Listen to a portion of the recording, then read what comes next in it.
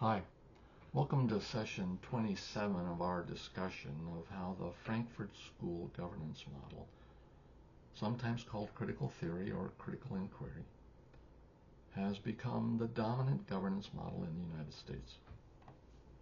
This session starts our discussion of my proposed fourth tenet of the Frankfurt School governance model: reject the media as oppressive. This will be a longer video than usual.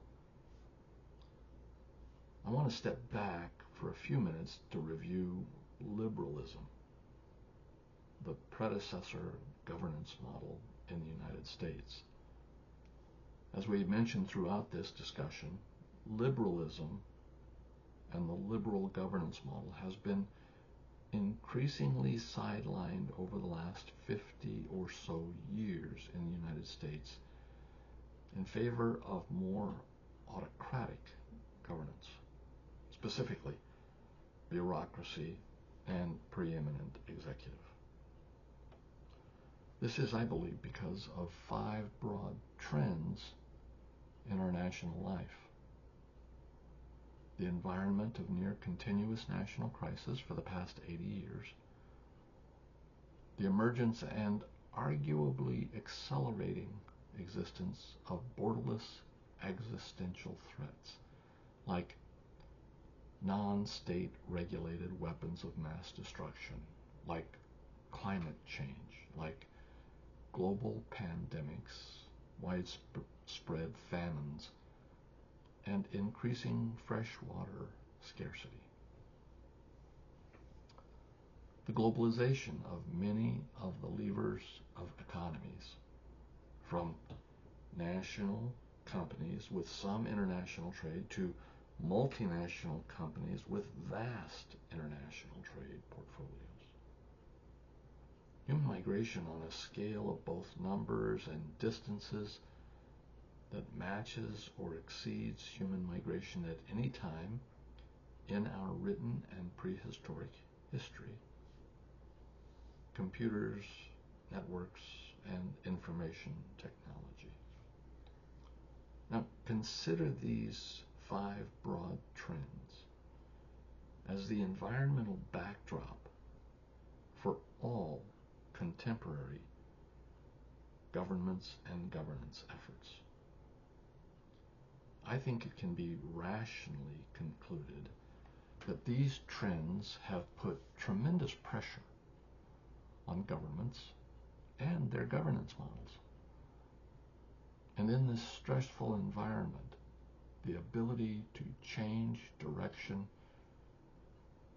quickly becomes a highly desired aspect of governing.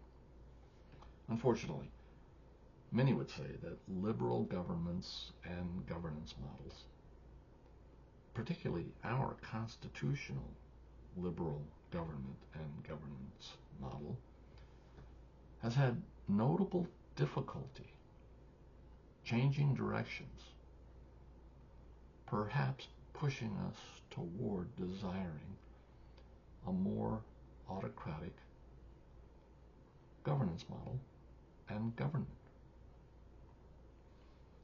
Relative to any authoritarian government, liberal governance is unquestionably slow and complex. Authoritarian governments are generally much more simple and can turn on a dime relative to liberal governance. We can see this when we look at the Constitution and its complex governance structure. Structures of our government include extensive systems of enumerated and separated powers, bicameral legislatures, checks and balances across branches and across levels of government, and the concept of fidelity to the rule of law. These structures are complex and slow.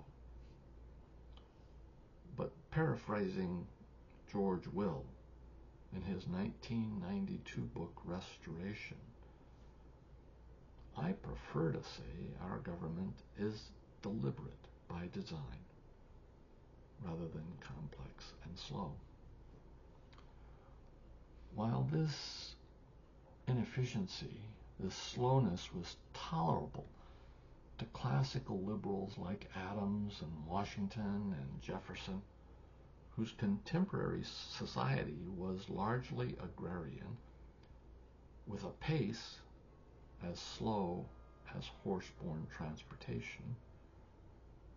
For them, the purpose of the government they were establishing was first and foremost to protect the ability of the people, of individuals, but the people both collectively and individually to govern themselves.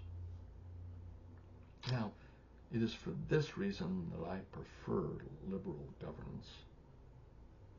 So for them and me, and for most of us, for most of our history, getting things done quickly and efficiently, except in designated times of national crisis, was of much less importance than protecting the ability of the people to govern themselves.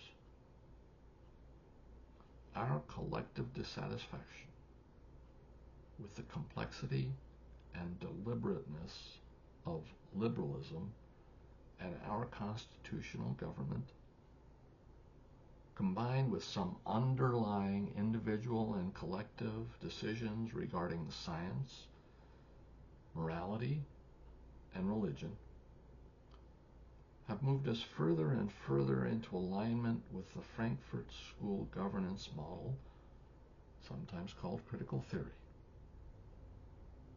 Those adhering to this governance model also see modern media, any and all forms, as completely controlling modern life.